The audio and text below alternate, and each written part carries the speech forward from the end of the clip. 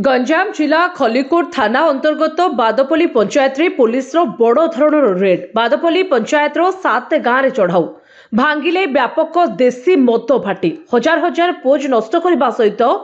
विपुल परिमाणर मद रंधा डेक्ची plastic drum मद ब्यारेल एवं देशी मद पैकेट जबत कर गंजाम एसपी शुभेन्दु कुमार पात्र निर्देश क्रमे आज सकाळ 5टा समय 2 जणिया अतिरिक्त एसपी 20 जन आईआईसी 15 प्लाटून पुलिस फोर्स सहित बादपल्ली पंचायत नुआपल्ली देवीझर गुंडुरीपल्ली कमारसिंगी मरई नुआगा एवं बादपल्ली ग्राम में चढ़ाऊ कर व्यापक देशी मद भाटी भांगा सहित हजार हजार पोच नष्ट कर विपुल परिमाणर मद रंधा डेक्ची प्लास्टिक ड्रम मद ब्यारेल एवं देशी मद पैकेट जबत कर संक्रांत में 20 जन को गिरफ्त कर ब्यूरो रिपोर्ट जे न्यूज।